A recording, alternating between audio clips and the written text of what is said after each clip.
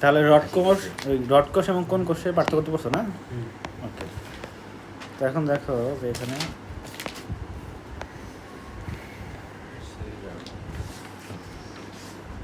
এই যে আমরা দেখলাম কি রেটিনা নিচে বর্ণিত অংশগুলো পাওয়া যায়। রেটিনা মানে কি একদম ভেতরের যে লেয়ারটা হয়তো না, রেটিনা বলা হয়। এটা ভেতরের লেয়ার এবং পিছনের। সামনের দিকে রেটিনা আছে না, পিছনের দিকে। অর্থাৎ এটা কোথা থেকে হবে? মেনলি ওই যে মানে কি সিলিয়ারি বডির পিছন থেকে আমাদের এখানে যে ভেতরের লেয়ারটা তাকে আমরা বলি কি রেটিনা। সিলিয়ারি বডির পিছন থেকে ওটা ইয়ে না, আরে রেটিনা না, ওটা এই যে এখান থেকে দেখো, এই যে এখান থেকে, ও মানে এখান থেকে শুরু। হ্যাঁ ভেতর। আর সিলিয়ার বডির সাথে লাগানো থাকে ওটা তো কোরোয়েড। সিলিয়ারি অঙ্গ থেকে কোরোয়েডের সামনে আসে ওটা সিলিয়ার বডি হয়ে যায়। তারপর এটার নাম কি বলো তো? কোনটা? এই যে এগুলো বাগানটার নাম কি? এই যে এটা রেটিনা, বক্সগুলোর নাম কি? এটা রেটিনা। তারপর রেটিনাটা কোথায় আছে বলো তো? এটা তো এই যে এখানে, তো এটার সাথে কার সাথে লাগানো আছে? লাগানো তো আমি বলতেছি যে এই যে ইয়ারটা আছে না, এটা ভেতরের দিকে, এরপরে ভেতরে যেটা এটা হলো কোরোয়েডের মানে কোরোয়েডটাই সামনে আসে ইয়ে হয়ে যায়, সিলিয়ার বডি হয়ে যায়। হ্যাঁ, তারপর ওটা লিগামেন্ট দিয়ে লাগানো থাকে। এটা সিলিয়ারি বডির সাথে লাগানো থাকে হলো তোমার রেটিনা। ওকে, সামনে। তাহলে দেখো এই রেটিনার যে অংশগুলো আছে, যে একটা আছে হলো কি বলতো অপটিক ডিস্ক, আরেকটা কি আছে ম্যাকুলা লুটিয়া, আর এটা হলো অপটিক স্নায়ু, তো এখান থেকে বের হয়ে যায় তাই না? তাহলে অপটিক ডিস্ক বলতে কি বোঝায়? অক্ষিক গোলকের যে বিন্দুতে নিউরনের একজনগুলো মিলিত হয়ে অপটিক স্নায়ু গঠন করে তাকে বলা হয় অপটিক ডিস্ক। বুঝছো? এই চিত্র দেখা যায় এখন। দেখো যে বিন্দুতে আসলে যে বিন্দু থেকে একটা নার্ভটা বের হয়ে যাচ্ছে, অপটিক নার্ভ, তাকে বলা হয় অপটিক ডিস্ক। এখানে কোনো রড এবং কোন কোষ না থাকায় এটি আলোক সংবেদী না, তাই একে অন্ধবিন্দু বা ব্লাইন্ড স্পট বলা হয়ে থাকে। অর্থাৎ এখানে যদি আলো পড়ে দেখা যাবে না, বিন্দু গঠন হবে না। তাহলে অপটিক ডিস্ক বা ব্লাইন্ড স্পট কাকে বলে? এটা কিন্তু পরীক্ষা আসতে পারে ক নম্বরে। ঠিক আছে, অক্ষিক গোলকের যে মিনিটে নিউরন একগুলো মিলিত হয়ে অপটিক নার্ভ গঠন করে বা অপটিক স্নায়ু গঠন করে তাকে বলা হয় অপটিক ডিস্ক বলা হয় তাকে। প্রশ্ন আসতে পারে অপটিক ডিস্ক বা অন্ধবিন্দুতে কেন প্রতিবিম্ব গঠিত হয় না? তখন বলতে হবে কি এখানে কোনো রড এবং কোন কোষ, আলোক সংবেদী রড এবং কোন কোষ উপস্থিতি নাই। ওকে, তার ম্যাকুলা লুটিয়া এটা কি? অপটিক ডিস্কের উপরে একটি উপরে বলতে সেই উপরে না, ওখানে না, সাইডে, বুঝছো? সাইডে একটি ডিম্বাকার হলদে অঞ্চল থাকে, দেখো একটু দূরে থাকে। একে কি বলা হয়? পিতবন্ধী বলা হয়। বুঝছো? কোথায় করলাম? একে ম্যাকুলা লুটিয়া বলা হয়।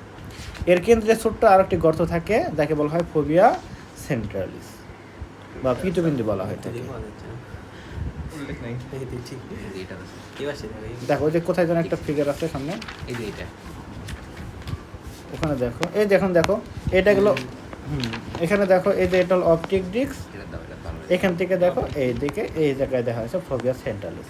বুঝতে পারছো? তাহলে এই জায়গার একটা অংশ আছে, নাম কি বলতো? ম্যাকুলা লুটিয়া। আর যার মাঝে একটা ছিদ্র আছে যার নাম হলো ফোবিয়া সেন্ট্রালিস।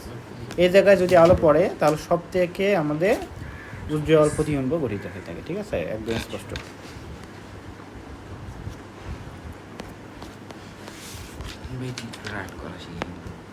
চিত্র আট করা দেখে দেখে আট করবা, দেখো পাই যাবো।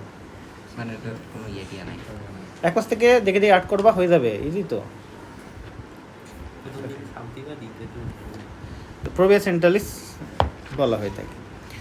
তাছাড়া না পারলে ইউটিউবে ছাড় দিবা যে এটা আর্ট দেবো, কত জনে কত রকমের টেকনিক আর্ট করে দিচ্ছে, ইজি। এই অংশে আমরা তো ওইভাবে করতাম। আমি ইন্টার থাকতে ওইভাবে একটা আর্ট এখন মানে ফার্স্ট সেকেন্ড ইয়ারও লাগতো আমাদের মেডিকেলে। ইউটিউবে সার্চ দিতাম, দেখতে বিভিন্ন ধরনের দেখতাম, কোনো সহজ ওটা নিতাম। দেখো এই অংশে কিছু সংখ্যক রড কোষ কিন্তু প্রচুর পরিমাণে কি থাকে? কোন কোষ থাকে। এই জন্য উজ্জ্বল প্রতিবিম্ব এখানে গঠিত হয় ভালোভাবে। উজ্জ্বল মানে কি? রঙিন। ওকে, অপটিক স্নায়ু অর্থাৎ রেটিনা স্তরে গ্যাংলিয়ন সমৃদ্ধ নিউরনের একজনগুলো একত্রিত হয়ে অপটিক স্নায়ু গঠন করে। রেটিনার শ্রেষ্ঠ প্রতিবিম্ব অপটিক নার্ভের মাধ্যমে বা স্নায়ুর মাধ্যমে মস্তিষ্কে পৌঁছায়। তাহলে কি এখানে আমরা কয়টা বার দিলাম? তিনটা জিনিস দেখলাম এখানে। অপটিক ডিস্ক অর্থাৎ যেখান থেকে অপটিক নার্ভ বের হয়ে যায়, ওখানে কোনো প্রতিবিম্ব গঠিত হয় না। ওকে, একে বলা হয় ব্লাইন্ড স্পট। তারপরে একটা দেখলাম ম্যাকুলা লুটিয়া অর্থাৎ যেখানে আমাদের অধিক পরিমাণে কোন কোষ থাকবে? অল্প পরিমাণে রড কোষ থাকবে। অর্থাৎ এখানে উজ্জ্বল রঙিন প্রতিবিম্ব খুবই ভালোভাবে গঠিত হয়। মানে এর ওখানে প্রতিবিম্ব গঠিত হয়, তবে এর মাঝে একটা ছিদ্র আছে যার নাম ফোবিয়া সেন্ট্রালিস, এখানে সব থেকে বেশি পরিমাণে থাকে, বুঝছো? সব থেকে বেশি পরিমাণ থাকে, প্রচুর পরিমাণে কনকুস থাকে, সো এখানে রঙিন বস্তুর ভালো প্রতিবিম্ব গঠিত হয়। আর একটা কি আছে যে এখান থেকে বললাম যে অপটিক ডিস্ক থেকে অপটিক নার্ভ বের হয়ে যায়, ঠিক আছে? ওকে, প্রতিবিম্ব ব্রেনে নিয়ে যায়। ওকে, তারপরে এই যে এখানে পরীক্ষা কিন্তু ভেরি ভেরি ইম্পর্টেন্ট, এটা অনেকবার আসে অন্ধবিন্দু বা ব্লাইন্ড স্পট কাকে বলে, মানে ব্লাইন্ড স্পট এবং হলো পীতবিন্দু বা ইয়েলো স্পট, এই দুইটা মনে রাখতে হবে। পীতবিন্দু, অন্ধবিন্দু বলতে যেখানে প্রতিবিম্ব গঠিত হয় না, পীতবিন্দু মানে যেখানে প্রতিবিম্ব গঠিত হয়, বুঝছো? ওকে, তাহলে এই দুইটার মধ্যে পার্থক্যগুলো পড়তে হবে, বুঝছো?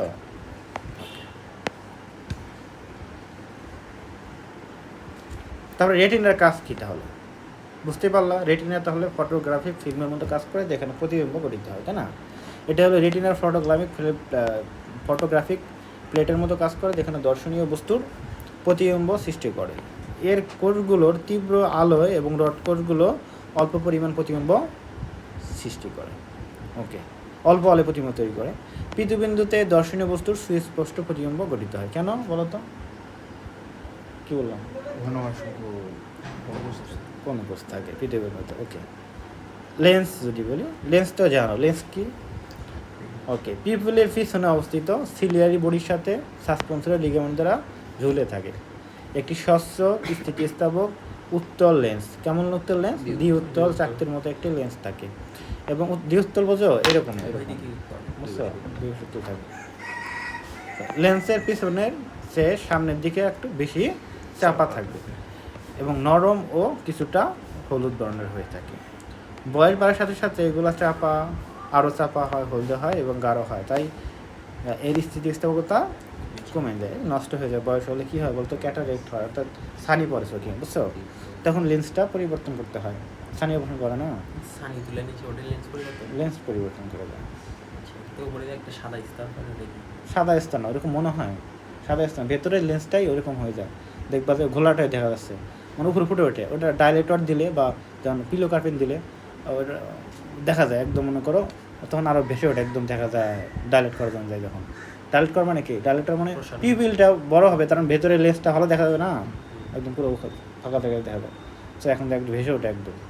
ওই মেনলি কী করা হয়, এই দেখবা ওই যাদের দেখবা ছানি পড়ছে, লাইট ধরবা চোখে, বুঝছো? লাইট দেখলে দেখবো একদম ভেসে উঠছে, একদম মানে মানে কি ঝাপসা হয়েছে আর কি। লেন্সটা তো স্বচ্ছ এখন দেখা যায় না, বাট ঝাপসা তো একদম এখন দেখা যায় একদম। চোখে লাইট ধরবা একদম পুষ্ট দেখতে পারবা। লেন্স চেঞ্জ করে দেয় তখন লেন্স ওটা কী করে, ওই যে আরিশ আছে না, আরিশের ওইখানে কাটে, আরিশের গোড়া দিয়ে শুনে মানে সাইড দিয়ে কাটে, কেটে ওই ফাঁকা জায়গা দিয়ে লেন্সটা বের করে নিয়ে আসে, দেন আরেকটা লেন্স ঢুকে দেয়। লেন্স কই পাওয়া যায়? আর্টিফিশিয়াল ওটা আবার ফাংশনও করে কাজ করে না। লেন্স তো লেন্স, ক্যামেরা লেন্স আছে কত লাখ টাকা, মানে এই লেন্স আর ওই লেন্স সেম? কোন লেন্স? চোখের লেন্স চোখের মতো সেম মতো কাজ করার জন্য তো দেয়, একই রকমের, তার একই রকম প্রতিষ্ঠাঙ্ক বিশিষ্ট লেন্স। তো লেন্সের রক্ত সরবরাহ নেই, সিলিও পেশি সংকোচন প্রসারণে লেন্সেরও কী হবে? সংকুচিত প্রসারিত হয়। কাজ কি? অনেকে তো মনে করো ডাইরেক্ট লেন্স লাগায় না, বুঝছো? আর মানে নর্মালি আমরা লেন্স পড়ি উপরে না, ওই যে পড়ে যে উপরে লেন্স পড়ে, এরকম কালার চেঞ্জ করে চোখের কালার চেঞ্জ করে লেন্সের কালার আছে না বাইরে যেতে পারে। এটা একটা লেন্স মানে কি? লেন্স মানে কি বলো তো? স্বচ্ছ কাজ, তাই না? কারো যদি চোখের সমস্যা হয়, মানে কম দেখি, ওই যদি চোখের উপরে ইয়ে লাগে নিতে হবে। হ্যাঁ হবে, ওই লেন্স করলে তো হয়। চশমা না পরে লেন্স লাগে নিতে। হ্যাঁ, বাট ওটা তো দাম বেশি না, ব্যাপার ওটা না। বাট ওইটা তো মনে করো চোখের উপরে তুমি একটা আলাদা একটা জিনিস লাগাচ্ছ, ইরিটেশন হয়, লং টাইম ইউজ করো চোখের ক্ষতি হয়, আঘাত লাগতে পারে, বুঝলো না? লং টাইম লেন্স ইউজ করা তো ক্ষতিকর, বুঝছো? যারা হিরোইন আছে তারা মানে অল্প সময়ের জন্য পরে মুভি টুভি করে, পরে খুলে ফেলতে হয়, ব্যথা হয়তো পরে একটু ঝামেলা হতে পারে। উপরেও পড়া যায়, হ্যাঁ দেখো না বিভিন্ন ধরনের কালারের চোখ দেখো না মানুষের, লাগে যায়। তো ওটা কেমনি করে? উপরে পড়ে। উপরে করে। ওইরকম তুমি একটা তোমার ওই কালার লেন্স পছন্দ মতো পাওয়ার এলা লেন্স লাগিয়ে দিলা। এগুলো নর্মালি যারা পরে পাওয়ার ছাড়া, তুমি পাওয়ার সহ পড়লাম, মানে আসলে লেন্সের কাজ কি বলো তো, আলোটাকে মনে করো, ভাই ছড়াই দিবেন নাহলে হ্যাঁ। ইয়ে করবে। তো এইটা আমাদের উত্তল লেন্স মানে কি করে, এটা কেন্দ্রবিত করে। সো এখন কথা হলো আমাদের ওই অনেকের কি আছে, ওই লেন্সের কার্যকারিতা ঠিকভাবে থাকে না, ঠিকভাবে কি করতে পারে না বলো তো, ঠিকভাবে মিলিত করতে পারে না। মানে মিলিত করতে পারে বা দূরে গিয়ে মিলিত করে, অথবা কারো ক্ষেত্রে আরো কাছে গিয়ে রেটিনার পিছনে অথবা রেটিনার কাছে। তো এটা কারেকশন করার জন্য সামনে আরেকটা এক্সেসরি আমরা লেন্স বসাই দিলাম, দুইটা লেন্স হয়ে গেল, তাই না? বুঝছো? তো এরকম একটা বিষয়। তো লেন্সের সাথে অনেকে এগুলো পরে থাকে। ওগুলা যখন ইচ্ছে তো খোলা যায় না, হ্যাঁ যখন মন চায় খোলা যায়। হ্যাঁ, খোলে, নিজেই খোলে, নিজেই লাগায়, ডাক্তার লাগে না তো। দেখো না সিনেমাতে, দেখো না, দাম কয় টাকা ভাই এগুলা? দাম অল্প আছে, 200-100 টাকা। কত? 100-200 মধ্যে পাওয়া যায় মনে হয়, 200। চোখের পাওয়ার এলা পাওয়ার হলে তো একটা দাম নেবে, এগুলো নর্মাল যেগুলো নর্মাল কেন পাওয়ার এলা সেট হিসেবে থাকে, অনেক কালার থাকে। ডাক্তার থেকে শুনি করবো। লেন্স এমনি তো নর্মাল এগুলো তো, আর নর্মালগুলো তো ডাক্তার পরামর্শ নিতে হয় না, এগুলো মাসে কসমেটিক্সের দোকানে হিসেবে পাওয়া যায় আর কি, বুঝছো? Cosmetic showroom. তাহলে লাগাই দেবো। দেখো, লেন্সের সাহায্যে আলোক রশ্মি মানে বেঁকে হয়ে রশ্মি বাঁকা হয়ে রেটিনায় বাঁকা হয়ে রেটিনায় নিক্ষিপ্ত হয়, তাই না? বিক্রি হয়। এবং বস্তু থেকে আগত রশ্মির লেন্সের মাধ্যমে রেটিনায় নির্দিষ্ট অঞ্চলে প্রতিফলিত হয়, এটা আমরা জানি। অক্ষিক গোলকের গহ্বর বা প্রকোষ্ঠ। অক্ষিক গোলকের তরল পদার্থপূর্ণ 3টি প্রকোষ্ঠ রয়েছে, একটা হলো অগ্র, একটা হলো পশ্চাৎ, একটা হলো ভিট্রিয়াস প্রকোষ্ঠ। এগুলো জানো, পড়ছো না? তারপরে দেখো এই যে ভিট্রিয়াস প্রকোষ্ঠে ভিট্রিয়াস হিউমার থাকে না, এইগুলো জেলির মতো স্বচ্ছ চটচটে পদার্থে ভর্তি থাকবে। ওকে, অ্যাকুয়াস ভর্তি আবার কেমন শব্দ, পরিপূর্ণ থাকে। ওকে, বাংলায় আঞ্চলিক শব্দের মতো হয়েছে না? তো অ্যাকুয়াস হিউমার আলোর প্রতিসরণের সাহায্য করে। প্রতিটারই সব কিছুর প্রতিসরণ আছে একটা নির্দিষ্ট, আমার বই নাই এগুলো, মেডিকেল টাইপের, আমি ভুলে গেছি প্রতিসরণগুলো মানগুলো, ফার্স্ট সেকেন্ড ইয়ারে থাকে মেডিকেল। তো এগুলো প্রতিটা জিনিসের যদি বললাম আমরা যে উপরে মানে অ্যাকুয়াস হিউমার, ভিট্রিয়াস হিউমার, আইরিস্টাইস বলি, সবগুলোর এক একটা করে প্রতিসরণ থাকে, বুঝছো? এগুলো প্রতিসরণ মান আছে, মেডিকেল এগুলো লাগবে না আমাদের। এবং চোখের সম্মুখ অংশের আকৃতি ঠিক রাখে কে, ওই যে ইগুলা তরলগুলা, লেন্স ও কর্নিয়ার পুষ্টি যোগায় এবং চোখের অভ্যন্তরীণ চাপ ঠিক রাখে, প্রেশার। ভিট্রিয়াস হিউমার প্রকৃতপক্ষে এটা ডিমের সাদা অংশের মতো ঘন কিন্তু স্বচ্ছ, 99% পানি থাকে আর 1% কি থাকবে, কোলাজেন ও হাইলুরোনিক অ্যাসিড থাকবে, এটা মনে রাখতে হবে। তাহলে ভিট্রিয়াস হিউমারে কি থাকে, কোলাজেন এবং কোলাজেন থাকবে এবং হাইলুরোনিক অ্যাসিড থাকবে। ওকে, এবং হলো ভিট্রিয়াস হিউমার রেটিনার দিকে আলোর প্রতিসরণে সাহায্য করে এবং অক্ষিগোলকের আকৃতি বজায় রাখে। ওকে, আলো কোনো মাধ্যম ছাড়া প্রবেশ করতে পারে না, মাধ্যম তো লাগে না, তাই মাধ্যম হিসেবে কাজ করে। চোখের আনুষঙ্গিক কাজ অঙ্গ, accessory part of the eye. অক্ষিকোটর মানে কি, হ্যাঁ ও শুনুন, আমাদের আলোর ব্যবসা তো বেশি, ঠিক আছে, মানে ওটাই, মানে একটা নির্দিষ্ট প্রতিসরণের প্রয়োজন হয় আর কি, এটাই আর কি। তাহলে এটা সোজা যাবে, তাছাড়া এগুলো শুনুন মাধ্যমে আলোর বেগ বেশি, কত বলো তো? হ্যাঁ,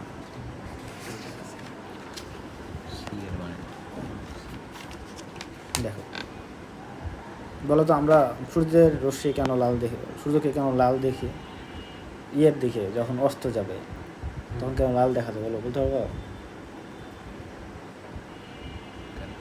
কেন বলো, বলছিলাম না আগে? হ্যাঁ, তো ভুলে গেছে কেন বলো? অনেক আগে তো অনেক আগে তোমরা পড়ছো না এগুলা? আচ্ছা, আলো পড়ো না, আলোগুলো পড়ো না, হ্যাঁ বুঝছি তো, এটা ছিল না মানে ইন্টার পড়ো না, জ্যামিতিক আলোক বিজ্ঞান, ভৌত আলোক বিজ্ঞান। আচ্ছা, আলোক বিজ্ঞান ইয়ার পড়াইছিল, কলেজে পড়াইছিল কিন্তু পড়িনি। আলো তো কিন্তু আমরা যেটা আলোটা দেখি, এটা 7টা আলো মিশন না, মানে ওই এর মধ্যে 7টার মধ্যে তরঙ্গ দৈর্ঘ্য সবগুলো কি সেম? না 380 থেকে 700 পর্যন্ত আছে না, 780 পর্যন্ত আছে, ন্যানোমিটার পর্যন্ত আছে। তো আমাদের আলো আসে কেন? আলোর একটা বেগের কারণে, তাই না? আলোর বেগ কাদের বেশি? ভীষণ এফ ল্যাম্বডা। তো এখানে ল্যাম্বডার সাথে এখন সম্পর্ক আছে, যার তরঙ্গ দৈর্ঘ্য বেশি তার বেগ বেশি হয়, বেগ বেশি। বুঝছো? বেগ বেশি হয়। তাহলে এখন কথা হলো যে অনেক ধরনের আলোক রশ্মি আছে, তাই না? তো এত দূর রাস্তা পার হয়ে সবগুলা রশ্মি ঠিকভাবে আসতে পারে না। আগে আসবে কোনটা? লাল রশ্মিটা। এটা তো বড় কথা না, কথা হলো ওই যে যার পা বড়, তাই না, সে দূরত্ব আসতে পারে। আশেপাশে কেউ বাধা দিলে তাকে কি কাটে আসতে পারে, তাই না? যেহেতু এখন বায়ুমণ্ডল আছে, আমাদের বায়ুমণ্ডল শূন্য মাধ্যম নয় কিন্তু পুরোটা। বায়ুমণ্ডল আসতে হলে বিভিন্ন কিছু কণার ঘর্ষণ টর্ষণ লাগে, বাধাগ্রস্ত হয়, হওয়ার কারণে এগুলো বিস্ফোরণ হয়ে যায়, লস হয় আলোগুলো। বাট যার বেগ সবচেয়ে বেশি সে শেষ পর্যন্ত এসে আমাদের কাছে পৌঁছায়। এই জন্যে কী হয় বলো তো? বাট এখন কেন সাদা দেখি? যেমন খারাপভাবে হয়, খারাপভাবে হয় না, খারাপভাবে হয় সবগুলো আলো খারাপভাবে হয়, তখন আমাদের দূরত্বটা কম থাকে। আবার কি সোজা ডিস্টেন্স যখন আসে তখন অতটা ফিল হয় না, বা তৃতীয়ভাবে যখন আসে তখনই আসলে এই বিষয়টা ঘটে বেশি। এটা হয় আর কি। বিজ্ঞানী হাবল, একজন বিজ্ঞানী নাম আছে, উনি করছে আর কি, যে উনি সর্বপ্রথম বলছে যে পৃথিবী মানে মহাবিশ্ব প্রসারণ হচ্ছে, বুঝছো? হ্যাঁ, কিন্তু কীভাবে? তিনি এই যে আলো দেখে যে দূরবর্তী গ্রহগুলোর গ্যালাক্সিগুলোর দূরবর্তী গ্রহগুলোর মানে দূরে দূরে আমাদের সৌরজগৎ বাদ দিয়ে অন্য জায়গার মনে করো যেগুলো আছে নক্ষত্রগুলোর আর কি, নক্ষত্রগুলোর আলো দেখে তিনি বলছে যে মহাবিশ্ব প্রসার। আলো দেখে কীভাবে বোঝা যায়? ভালো থেকে আলো দেখে কেমনে বলতে বললো যে আর দেখা যাবে না, এরকম না, আরো ডিপ দেখা যাচ্ছে। কেন আর মানে আরো ধীরে ধীরে ডিপ দেখা যাচ্ছে আর বললো প্রসারণ হচ্ছে, এর কারণ কি বলো তো? তার মানে এখন দেখতেছি সাদা, তার মানে জিনিসটা আমার কাছে আছে, সকল আলো আমার চোখে পড়তেছে মিশ্রিত হবে। বাট দূরে যাচ্ছে ধীরে ধীরে, সারাউন্ডিং আশেপাশে রশ্মিগুলা বাদ পড়তেছে, শুধু আসতেছে কি লালের দিকে আসতেছে, তাই না? বাকিগুলো তো আসতে পারবে না, শত দূরে যাচ্ছে, শুধুমাত্র কোনটা আসতেছে? লালটা আসতেছে। বাকিগুলা আমরা দেখতে পাবো না। এমন দূরে দূরে ইয়ে আছে যেগুলো আমরা দেখতে পাবো না, আমাদের ওখান থেকে আলো আসতে লাগবে কোটি কোটি বছর, আমরা দেখতে পারবো। তো এমন একটা জিনিস আছে যে এমন একটা এখন বিষয় আছে যে বিজ্ঞানীরা চাইলে যে মহাবিশ্ব তৈরি হয়েছে যে যখন তখনকার দৃশ্য মানে চাইলি না, মানে এটা সম্ভব যদি ওরকম আসল প্রযুক্তি নাই যে মহাবিশ্বের সৃষ্টি হওয়ার সময়কার দৃশ্য দেখা যেতে পারে এখনো, বুঝছো? মানে ওইরকম না, বাট মনে করো যে মহাবিশ্বের প্রসারণশীল শেষ প্রান্তে যে জিনিসটা, মানে ওই যখন মনে করো সৃষ্টি হয়েছে তখন তো প্রসারিত হয়েছে, এবং এটা খুবই স্পিডে প্রসারিত হয়েছে, আলোর বেগে থেকে তো অনেক অনেক বেশি। তখন কথা হলো ওই জায়গা থেকে হ্যাঁ আলো আসেই নাই আমাদের পৃথিবীতে, তো ওই আলোকে যদি আমরা গ্যাস করতে পারি, দেখতে পারবো ওটা জিনিসটা, আলো অনেক প্রসারিত একটা জিনিস হবে, তো ওটা আমরা দেখতে পাই। তো মনে করে যেমন ওই বস্তু থেকে করতে তো হ্যাঁ, তো ওই বস্তু থেকে আলোটা আমাদের চোখে আসে, ওটা দেখবো আমরা, তাই না? তো ওই বস্তু থেকে তো আলো আমাদের চোখে যদি মনে করো ওটা থেকে আসছে আলো, বাট এখন আমাদের চোখে পড়ে নেই, যখন পড়বো তখন দেখতে পারবো না, এরকম একটা জিনিস। ওই আলো ক্যাচ করতে গেলে তো মানুষ তো আলোর বেগেই চলতে হবে না, আলোর বেগে চলে তো মানুষ অমর হয়ে যেত, কিছুই থাকবে না। আলোর বেগে চললে তো খালি ঘুরিয়ে আসতো, বয়স বাড়তো না। ইন্ডাস্ট্রিয়াল মুভি দেখলাম এই থিওরিটা। তাহলে দেখো অক্ষিগোলক যেটা বললাম, অর্থাৎ এই যে অক্ষিকোঠরের ভিতরে যেটা থাকে, অক্ষিকোঠর মানে গহ্বরটা, ওকে, এতে অক্ষিগোলক থাকবে। আর অক্ষিকোঠর বলতে কি, অক্ষিকোঠর বললাম, তারপর অক্ষিপেশি কি, অর্থাৎ অক্ষিটাকে একটা নির্দিষ্ট জায়গায় ফিক্স যেটা রাখে, অক্ষিকোঠরের মধ্যে যেটা ফিক্স থাকে তাকে অক্ষিপেশি বলে। এগুলো দুই ধরনের, এক্সট্রিনজিক এবং ইন্ট্রিনজিক। অর্থাৎ অভ্যন্তরীণ যে পেশিগুলো আছে তাদেরকে কি বলা হয়? ইন্ট্রিনজিক পেশি। আর বাইরে যেগুলো আছে এগুলোকে বলা হয় এক্সট্রিনজিক পেশি। অভ্যন্তরীণ পেশি বলতে ওই যে রেডিয়াল সার্কুলার পেশি টেশি বললাম না, ওইগুলো হলো ইন্ট্রিনজিক পেশি। ওকে, দেখো যে সকল পেশি অক্ষিগোলকের বাইরের দিকে অবস্থান করবে সেগুলো কি বলা হবে? এক্সট্রিনজিক পেশি। এক্স মানে বাইরে, এক্সট্রা মানে বাইরে। অন্যদিকে যে সকল পেশি অক্ষিগোলকের ভেতরে থাকে সেগুলোকে ইন্ট্রিনজিক পেশি বলা হয়, যেমন সিলিয়ারি পেশি, আইরিশের পেশি ইত্যাদি হলো কি বলতো? ইন্ট্রিনজিক পেশি উদাহরণ। তো প্রত্যেক অক্ষি গোলকের বাইরের দিকে কয়টি করে থাকে বলতো? 6টি করে এক্সট্রিনজিক পেশি থাকে। তো দুই চোখে কয়টা থাকবে? 12টা থাকবে।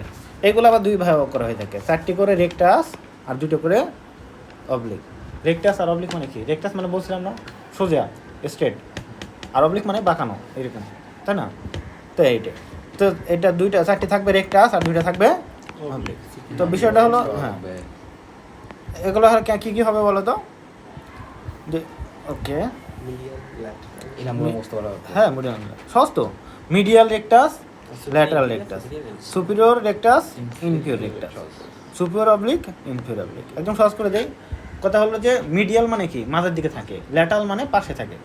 যে কোনো একটা জিনিস দেখে আমাদের চোখ যদি বলবো চোখের, তাহলে এই সাইডেরটা হবে আমাদের চোখের ডান দিকে, যদি আমি বলি ডান হাতের দিকে, ডান হাতের চোখের বাম সাইডটা কী হবে মিডিয়াল, আর যে এ পাশেটা কী হবে ল্যাটারাল। আবার বাম পাশের চোখে যদি বলি বাইরেরটা হবে ল্যাটারাল, ভেতরটা কী হবে নাকের দিকেরটা হবে কি মিডিয়াল। তো নাকের পাশেরটা হলো মিডিয়াল আর হলো বাইরের দিকেরটা হলো কি ল্যাটারাল। তাহলে যদি যেটা হলো আমাদের নাকের পাশ বরাবর আছে চোখের সাথে, এটা কি মিডিয়াল রেক্টাস, আর যেটা সাইড দিয়ে আছে এটা কি ল্যাটারাল রেক্টাস।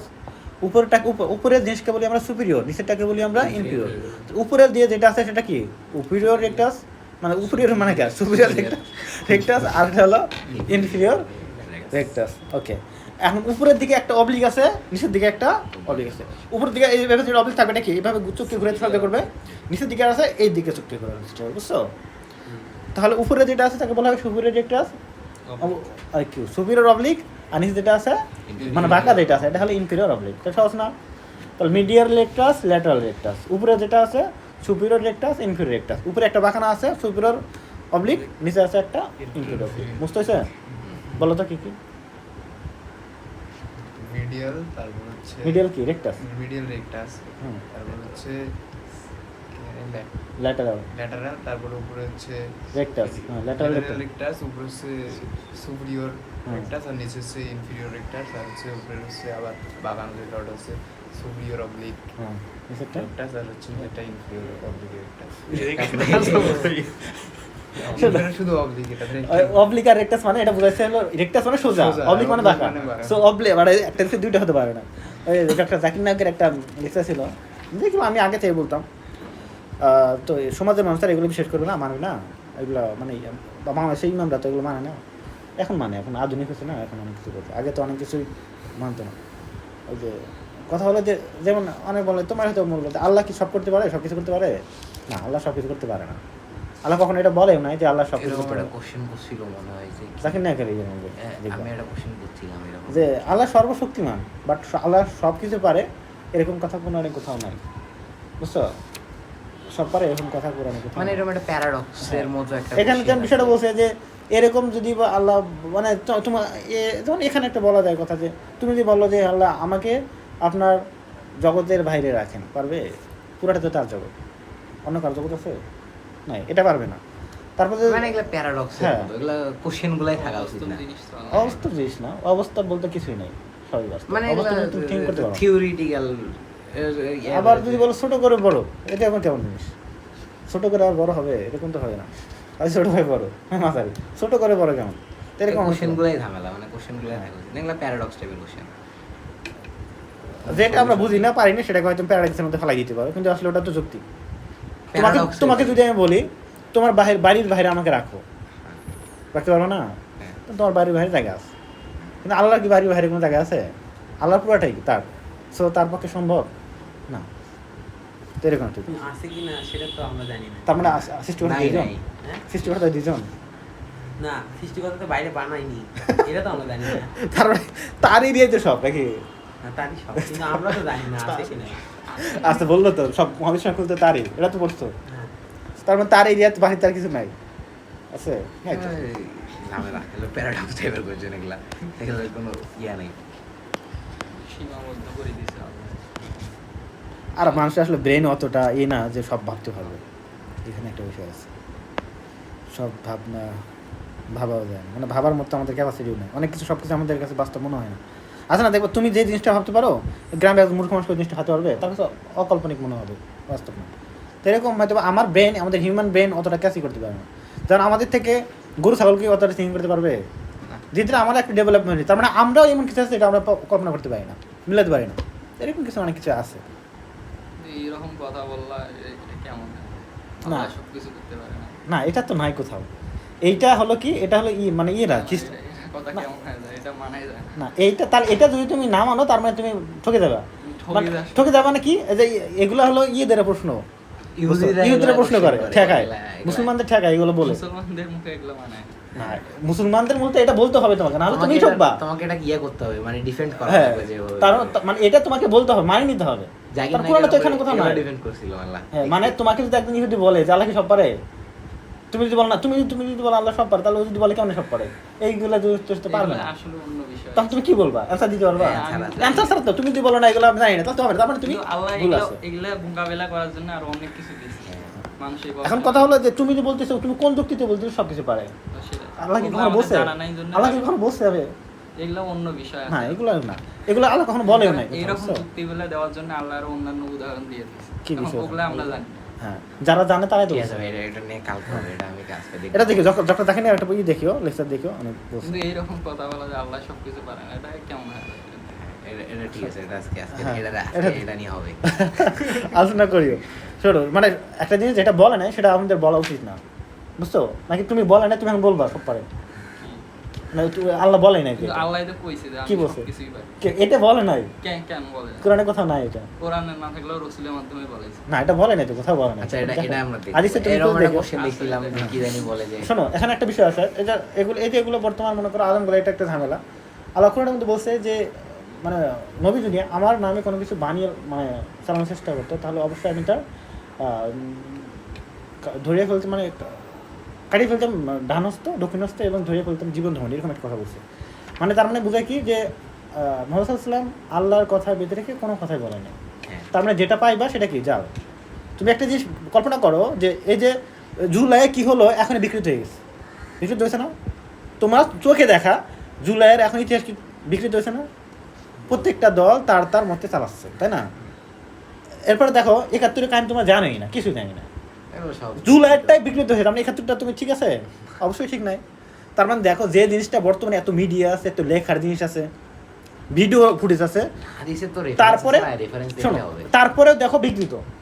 আর একটা হাদিসের কথা আসো, একটা হাদিস তো যখন মুহাম্মদ সাল্লাল্লাহু আলাইহি ওয়াসাল্লাম ছিল তখন এটা সংগ্রহ করা নিষিদ্ধ ছিল, তারপরেও কেউ কেউ এটা নিষিদ্ধ, মানে দুই একটা সংগ্রহ করে রাখছে।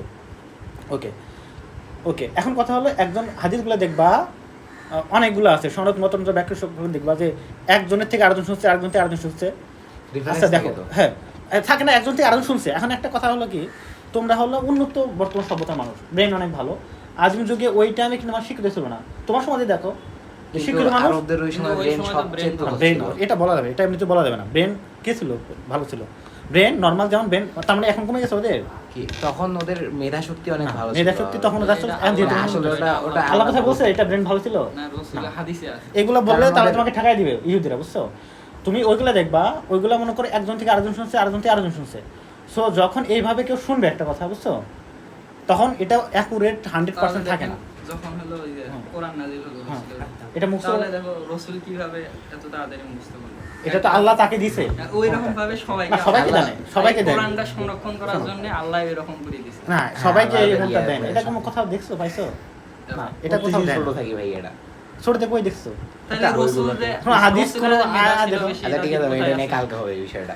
মেধা আল্লাহ তাকে দিছে, ব্রেন দিছে, বুঝছো? তারও তো মনে করো মনে করো প্রথম দিকে কি বলছে বলো তো, সেই মুক্ত করার জন্য খুবই দ্রুত পড়ছে, পড়ছে না? পড়ছে কি করে না? আপনি আপনার সবাই এরকম চেষ্টা করছে যে হ্যাঁ। কোরআনটা সংরক্ষণ করা। অনেক দূরে পড়ছে, কিন্তু আল্লাহ তাকে নিজে মুখস্থ করাই দিয়েছে জিবরাইলের মাধ্যমে, ঠিক আছে? সো এটা তার সাথে ব্যাপার না। না, তবে কিছু- বাকিরা কি হিফজ করছে না? আচ্ছা, কেন হিফজ করা হয়েছে? হিফজ তো এখনো করে মানুষ, তখনও করতে পারছে। একজনে কি সব মুখস্থ করে দিয়েছে? না, অনেকে মুখস্থ করছে, হালকা করে একটা দুটো করে মুখস্থ করছে, আর একবারে আসে না সব মুখস্থ করতে হবে, এরকম না। তবে আর এগুলা হাদিসগুলোর লিখে মধ্যে রাখছে, কিছু তো আছে, বিভিন্ন বাকলে লেখা আছে, এগুলা লিখে একদম রাখছে, বুঝছো? সিয়াসিত্তাগুলো তো একদম- সিয়াসিত্তা যেগুলো আছে এগুলো তো সহি। মনে করেন যেমন কোরআনের বুখারী, পরে তিরমিজি, সবচেয়ে সহি সব সাইডে সহি, মানে কোরআনের মতো সহি না, কিন্তু 90% সহি না। হতে শোনো, হবে। সহিষ্ণুতা মানে কি, মানে এটা বুঝাচ্ছেন এত বিশুদ্ধ এরকম না। কথা হলো পার্শিয়ালি, মানে আশেপাশে যা আছে এগুলোর থেকে এই কটা সহি করা হয়েছে। হ্যাঁ। কেন? সবচেয়ে যুক্তি টুক্তি দিয়ে আছে, কোরআনের বিরুদ্ধে ওইভাবে যায় না, না, বুঝছো? তবে এগুলো বাট যারা কিন্তু কথা হলো লিখছে- এগুলা কিন্তু কি বলতো, ওইভাবে সংগ্রহ করা। এগুলো যারা লিখছে যেমন বুখারী না মনে হয় উনি তোমার হইলো এগুলো- আপনার হচ্ছে প্রত্যেকটা হাদিস লেখার আগে গোসল করে মানে নামাজ পড়ে ঘুমাইতেন, যদি ওগুলো বাদ দাও। আল্লাহ থেকে আসতো ওই আসতো তারপরে উনি না, লিখতেন। ওগুলা- আল্লাহ তোমাকে নতুন একটা কিতাব তৈরি করতে না, দিবে, কিতাব কোথায় না, আছে উনি এটা? যে হাদিস- ওইগুলো বাদ দাও, ওইগুলো ওটা মাসে অবশ্যই গল্প আছে। কথা, ওইগুলো না, গল্প কথা, গল্প ওইগুলো কথা কেমনে? গল্প না ওইগুলো ভাই। হয় না, বুঝছো? হাদিস কোরআন বললে ওগুলো বোঝা যায়। কোরআনে এটা কি আমরা বলছে তো পড়ি না, না সেজন্য। কোরআনে বলছে যে কোরআন এরকম- কেন, হাদিস। না বুখারি হাদিসে আছে এগুলো। বুখারি কি লিখছে শোনো বুখারি কি বলছে ওর হাদিসের মধ্যে এটা লিখছে যে আমি আমি জীবনী বলে পাওয়া যায় না। জীবনী বুঝছো জীবনী 2 দিন পর আগে মানে 2 দিনের জীবনী তুমি উল্টো হয়ে যাবে এগুলো একটা জিনিস গল্প যেমন এই যে নর্মাল ইয়ের কথায় আমাদের গ্রামে এখনো বলে কিছু মহিলা আমার পাশে একটা দাদি আছে একটা শিক্ষিত মানুষ তো বলে ওই যে আছে হোসেন সোহরার্দি শরণার্থী। এটা নাকি নাকি ফজলুল হক। না হোসেন সোহরার্দি না আরেকটা কি যেন মাওলানা ভাসানী মামা ছিল যে বলে কি যে ওই যে বাংলাদেশের মানচিত্রটা কেমন হয়েছে বলে উনি সাইকেল দিয়ে পুরোটা ঘুরে আসছে যে এরিয়া জুড়ে ওইটা মানচিত্র হয়েছে কয় তুমি যখন নিতে পারো এটা একটা গল্প মানে শুনি আর একটা কথা বলে যে ওনার কী যেন হয়েছে উনি মানে মায়ের দোয়া না কিছুর জন্য নদী একদম পার হয়ে গেছে বুঝছো বড় নদী মনে করো হারিয়ে পারেছে এরকম অনেক গল্প বলে অনেকে এইগুলো মনে করো মানে গল্প বিকৃত হয়ে যায় বুঝছো মানে একটা গল্প ছোট থেকে এটা হয়ে যায় অনেক মানে অনেক কিছু হয়ে যায় পীরগুলো দেখবা কত রকমের গল্প বলে বিকৃত হইলেও এইসব বিষয় ওরকম বিকৃত হয় অনেক কিছু হয় হয় তোমরা অনেক কিছু আমরা হয়। শুনে আসি হয় বুঝছো কিন্তু এরকম হয় না। আমরা আর আমরা যেগুলো মানুষের কাছে শুনি বিকৃত হয় ওগুলা সবার বর্তমান আলেম সমাজ ওগুলা উদ্ঘাটন করছে। অনেকে ওই জাল দিছে আবার কি দুর্বল দিছে। এগুলা কি শুনছো এটা রিসেন্ট শুনছো কখনো কেন? যে স্বপ্ন দেখে এটাই করছে না রিসেন্ট তো এগুলো ওটার না। হিসাব বাদ দেন হ্যাঁ। কিন্তু এই যে যেগুলা জাল যেগুলা হয় এখনো অনেক জাল আছে duplicate হয় এখন সেগুলা জাল আছে দেখো বর্তমান- এক ইমাম আর এক ইমামের সাথে ঝগড়া করে এটার সাথে এটা মেলে না ওগুলা বাদ দেন, মানে এক ওগুলা একজনের সেরকম বাদ দেন, ইমাম ওদের হয়। হিসাব বাদ দেন। সবাই ইমামের কি কত আছে? level সবাই। আছে, কত একদম। রকমের কত আছে ভালো মন্দ ইমাম আছে ওরা So- সবাই ইজমা কিয়াস করে বুঝছো ইজমা কিয়াসের পর মনে করেন একটা ইয়ার মধ্যে সিদ্ধান্তের মধ্যে আসে ওই যে এটা- ইজমা কি দিয়ে আসলে ধর্ম চলে না বুঝছো এত কিছুই করা যায় না ধর্ম খুবই সহজ বাট এই যে শব্দ বর্ণ ব্যাখ্যা করে যত ঝামেলা যদি ধর্মের জন্য কন্ট্রোভার্সিও শোনো। থাকে তারপরেও যদি একদম যারা আলেম আছে তাদের ইজমা কিয়াসের ভিত্তিতে যেইটা ওইটা দিবে যেটা ওটা হবে মানিয়ে ওটাই নিতে হবে শোনো। সো তারা যদি বুখারী শরীফকে রাইট বলে ওটা রাইট ধরেই চলতে হবে ওটা কারণ right আমরা হবে। 1400 বছর আগে ছিলাম শোনো না 1400 বছর ছিল না এখন ওটা ঠিক আছে কথা হলে যে বর্ণ ব্যাখ্যা করলে তুমি ধরা খাই দেবা একটা জিনিস দেখো আমরা ধর্মটা কতটাই করে ফেলছি একটা জিনিস দেখো সমাজে মনে করো দুইটা টিচার থাকে মনে করো আমি আর রাহি টিচার তাহলে আমি কি চাবো যে ওর থেকে আমি নর্মালি একই রকম পড়াচ্ছি তখন ওই কী করবে যে ওই যেরকম পড়াচ্ছে তার থেকে একটু আমাকে বেশি পড়াতে হবে তাহলে ওই সুন্দর করে মানে বাক্যগুলো ব্যাখ্যা দিচ্ছে তাহলে আমাকে প্রতিটা এখন শব্দ ধরে ধরে ব্যাখ্যা দিতে হবে তাহলে স্টুডেন্ট আমার পিছাড়া আসবে যখন ওর মতো আমি যাব আমি পুরো একটা বর্ণ ধরে ধরে ব্যাখ্যা দিই এরকম একটা করবো না তো এরকম আসলে ধর্ম এরকম জিনিস না তুমি একটা জিনিস ভাবো আসলে এটা আমরা আবেগে বলি আমাদের আবেগে অনেক কিছু বলে অনেকে আবেগে বলে মোহাম্মদ সাল্লাল্লাহু নুরুত তৈরি বলে না না। নাকি নুরুত তৈরি বলো তো এটা ইয়া নুরে বলো অধিকাংশ ইমাম বলে নুরের তৈরি না বলে দেখবা যা জানে হ্যাঁ বলবো না। নুরুর তৈরি বলবে কিন্তু নুরুর তৈরি না এটা কিন্তু মাটির তৈরি সো দেখো এরকম একটা জিনিস তো এরকম দেখা যায় অনেক ভালোবেসে তো নূর মানে অনেক বড় জিনিস এরকম ভালোবেসে মানে অনেক গর্ব করে বলে ফেলে একদম যে আবার এরকম যে মানুষ মাত্র পাপ টাপ করতে পারে ভুল হতেই পারে ঠিক আছে এরকম যে মানে এরকম অনেক কিছু কথা আছে তাই না বলি তো কথা হলো যে এখানে দেখো তৎকালীন সময় মানুষ কিন্তু এত শিক্ষিত ছিল না জ্ঞান ছিল অতটা ব্রেন ছিল ব্রেন ভালো ছিল কালকে ব্রেন ভারত না এতটা ব্রেন ছিল না ভালো ছিল এই কারণে যে তখন ধরেন লেখা মানে হ্যাঁ, আবিষ্কারের brain, হয়। হয় না, এখন অহল বুদ্ধি একটাই উপায় যে ছিল না। মুখস্থই করা লাগে। হ্যাঁ আর অতটা মানুষের এডুকেটেড ছিল না আচ্ছা এডুকেট না থাকলেও বুদ্ধি থাকে তোমার চরে একজন মানুষ আর তুমি আপনি same। ইতিহাস দেখেন আপনি ওটা বাদ দেন আর ওটা আপনি বলতেছি না। ওই সময়ের ইতিহাসটা দেখেন মনে করেন যে ওই সময় হচ্ছে আপনার আরবে কবিতা রচিত হইতো ওই সময় সাহিত্য ভালো ছিল, সাহিত্য ভালো ছিল। সাহিত্য ভালো ছিল কারণ ওদের ওই সময় সবার ছিল হ্যাঁ সবার ছিল যে সবার না থাকলে মনে করেন যারা হিফজ করছে তারা অবশ্যই যারা ভালো তাদেরকে দ্বারাই করানো হয়েছে কারণ হিফজ করছে, হ্যাঁ, ওটা- কারণ আল্লাহ তাআলা অবশ্যই যারা তাদেরকে হিফজ দিয়ে করছে, করাবে হ্যাঁ। যারা যাতে বিকৃত না হয়। যা বিজ্ঞান এখন এটা কথা যে একজনের দিয়ে করে নাই অনেকজন মিলানো হয়েছে করে এগুলো আমি বলতেছি না এটা মানে আমি বলতেছি না থেকে এটা না, প্রজন্ম যে চলে সবাই কি আসছে, যেমন- সবাই কি এডুকেটেড ছিল কি? আচ্ছা বলো তো কোন সমাজে ধর্ম Educated তো ছিল না ওরা কোন ওইভাবে। জায়গায় ধর্ম ব্যবসা বেশি চলে মানে পীর ব্যবসা কোথায় বেশি চলে শহরে এডুকেটেড পারসন নাকি গ্রামের একদম গ্রামে মূর্খ মানুষ চলে। গ্রামের মূর্খ মানুষ সব থেকে ধর্ম বেরো বেশি হয় আফ্রিকাতে যা দেখো ওখানে কি বলতো ধর্ম ব্যবসা সবচেয়ে বেশি চলে না, বুঝছো? আপনি ওই সময়টা যত আনএডুকেটেড তত ধর্ম ব্যবসা বেশি ওই চলে টাইমলাইনটা তো যদি চিন্তা এখন করে দেখো, তাহলে ওরা হ্যাঁ। হচ্ছে মহানবী সাল্লাল্লাহু আলাইহি সাল্লামকে সচক্ষে সবে। দেখছে ওদের হচ্ছে আচ্ছা, ইয়াটা ওদের অনেক বেশি থাকবে। তাকওয়াটা অন্য লেভেলে হ্যাঁ, ওটা অন্য লিগে থাকবে এটা তো নর্মাল বিষয় বিতর্কটা কি নিয়ে হ্যাঁ, ওটা না বিতর্ক হলো যে এটা যে তখনকার মানুষের ব্রেন এতটা বিশ্লেষণ মানে করার মতো ক্ষমতা ছিল না যা যেটা শুনছে সেটা ধরে রাখছে বুঝছো কোরআনে কোনো তখন বিশ্লেষণ করা হয়েছে না কোরআনে ডাইরেক্ট তখন সহজ করে কোরআন দিয়েছে আসছেই। হ্যাঁ কোরআনে ওখানে লেখা আছে যে কোরআন একদম সহজ করে দিয়েছে উপদেশ গ্রহণ করার জন্য অথবা উপদেশ গ্রহণকারী কেউ আছে কি একদম ইজি যাতে মূর্খ মানুষটাও বুঝতে পারে হ্যাঁ। কোরআনের আজকে কারা বুঝে দিয়েছে তোমরা একটা আয়াত শুনলে সেটা মানুষকে বলো ব্যাখ্যা করতে হয়েছে না তার মানে সেই ব্যাখ্যা তখন করতে হয় নাই তখনকার নর্মাল আনএডুকেটেড মানুষ বুঝছে আর তুমি আজকে একদম ইন্টেলিজেন্ট এডুকেটেড পারসন, তোমাকে আজকে বর্ণ ব্যাখ্যা করতে হচ্ছে। আমাদেরকে এখন ব্যাখ্যা করতে হয়, কারণ হচ্ছে আমরা প্রেক্ষাপটগুলো জানি না। ওই শোনো, সময়- প্রেক্ষাপট না, তুমি বর্ণ ব্যাখ্যা করো, সেটা তো বর্ণ ঠিক ব্যাখ্যা আছে। করো, কিন্তু এইটা আসলে সঠিক না, ঠিক না। কারণ এত আমার ইসলাম এত ক্রিটিক্যাল না। ক্রিটিক্যাল কেন করা হয়েছে? ধর্ম ব্যবসায়ীদের জন্য। হ্যাঁ, বুঝছো? সেটা তো এটা আমি কিছু বলতেছি। critical করা হয়েছে, হ্যাঁ। মানে এগুলো ধর্ম ব্যবসায়ীদের জন্য, ধর্ম But ব্যবসা আমরা- রাখে না। আমরা- তুমি আল্লাহ কোরআনটাকে এমন ভাবছে তুমি একজন মানুষ হিসেবে তুমি বুঝতে পারো, হ্যাঁ। বুঝছো? এটাই হলো মেন কথা। যাই হোক, তাহলে দেখো এগুলো চলো পড়বো। নিয়ে তো তর্ক বিতর্ক করে কি হয়? নামাজ কেমন করেন? ওরা যাও। দেখো তাহলে দেখা যায় একটু। আরে দাও, ঠিক আছে, ঠিক ওটা আছে। কি জানি না। তুমি কয়দিন করে জানো?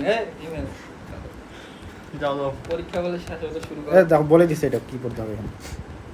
পরীক্ষা শেষ হয়েছে শেষ হয় না কতদূর করা দেবে দেখো এখানে দেখো, তাহলে এই যে ওকে এগুলো পার্টগুলো দেখো, পার্টগুলো ইজি বললো যে মাসগুলো বললা দেখো কোনটা কোন দিকে আছে। ওকে, তারপর দেখো এখানে যে অক্ষি পক্ষ এগুলো একটু ভ্রন্টন এগুলো পারবা, এগুলো অস্ত্র গ্রন্থি আছে। ওকে, তারপরে এখানে দেখো ল্যাক্রিমাল গ্রন্থি আছে। আর এখানে এগুলো গ্রন্থিগুলো পড়বা, কোনটা কি কাজ এগুলো একটু দেখবা আর কি। ঠিক আছে, কোন ধরবে, এই যে conjunctival থেকে। কি পড়বা? বুঝছো? কোরআন শিব পড়বা। কোরআন শিব তো তোমরা বুঝতে পারো না কখনো, পড়ছো? বুঝছো? হ্যাঁ। সূরা ফাতিহার অর্থ বলো, সূরা ফাতিহার অর্থ পারবো? বলো। হ্যাঁ, ইয়া করতে হবে। বলো, তুমি আলহামদুলিল্লাহি রাব্বিল আলামিন, মানে হচ্ছে ইয়া। সবগুলোর অর্থ জানি উত্তর শুনছি না, সূরা ফাতিহার তো জানি। তাইলে বাকিগুলো সূরা ফাতিহা তুমি প্রতি অক্ত নামাজে উঠতেছো, হ্যাঁ। তাই এটা পারে না। সকল পক্ষে জানি, দর্শন জানি। ভিতরে আল্লাহ দিন তোমার পরম দলে কোনো ফল দিয়ে সময় আমাকে দেখা উত্তর আপনার সাধু কথা না, আমাদেরকে স্বল্প দর্শন করে তাদের কথা একটু অনুরোধ আছে, তাদের কথা দ্বারা কোথাও হতে দশটি উপযুক্ত। কত সুন্দর কথা, জানো না? তার মানে কি জানি, এটার বাংলা অর্থ জানি, ভুল বলতে করে মানে পারো। ওইভাবে মনে নেই, তার- বাট হ্যাঁ। বুঝতে তারপর পারবো বলছো। কোনটাই। তো বোঝো নাই তারা যেমন যেমন সূরা মনে করো বাকারা 2 নম্বর সূরা, এগুলো কি আলিফ লাম মিম, ইহা সেই এরকম কিতাব, অর্থই ইহাতে নেই। কোনো সন্দেহ নেই। জানলে তো সবগুলোর অর্থ জানা নাই আলিফ ওরা একটা লাম মিমের তো পরিপূর্ণ ইয়া জীবন বের ব্যবস্থা না, করতে আল্লাহ হবে। বলছে ওটার মাধ্যমে জীবন শোনো, হ্যাঁ। ওটা আমাদের অর্থ জানি, তারপর ওই অনুযায়ী চলে মেলা যায়। হ্যাঁ, কাহিনী। এটাই আমরা খালি কথা। আরবি পড়ি যে আমরা তো হ্যাঁ, বাংলায় জানি না, এইটাই কথা। তাইলে তো- তার মানে বর্তমানে সিস্টেমটা এমন হয়েছে যে হ্যাঁ, যে খালি আর ওটা এটা আল্লাহ হচ্ছে- দিছিল এটা আর- হলো ধর্ম, মানে কি এর জন্য অন্ধবিশ্বাস, যে বর্তমানে বলা হয় মানে মানুষ মনে হয় এই কিতাবগুলো হলো জাস্ট একটা মন্ত্র, বাট মন্ত্র না, এটা জাস্ট জীবন বিধান। এটা দিচ্ছে যা তোমাকে জ্ঞান অর্জন। এই বইটা তুমি জাস্ট মুখস্থ করলে কিছু বলতে পারো, বুঝো নাই, লাভ আছে কোনো? কোন লাভ নেই, বুঝছো? যে ইংলিশগুলো যেগুলো আমরা কিছু বুঝি নি পড়ছে, অবশ্যই পারতে পারে লিখতে পারতেছো না তুমি, মুখস্থ করে লাভ আছে? কোরআন তার আমাদের ওইটা না, এটা হলো আমাদের প্রয়োগিক সব বিষয়। হবে। তো তাত্ত্বিক বিষয় একটা আছে, একটা হলো ফলিত বিষয়। কোরআন হলো কি ফলিত বিষয়, তোমার প্রয়োগ করতে হবে। তো বর্তমানে মনে হচ্ছে যে আমরা ডাইরেক্ট মুখস্থ করি কিন্তু কাজে লাগাতে পারি না, এটা একদম আননেসারাল।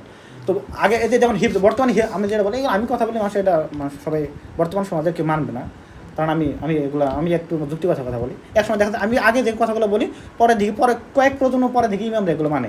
আমি যখন ক্লাস 6 7 পড়তাম, টপ করে নিলে স্ট্রেসফুল হয়ে যাবে।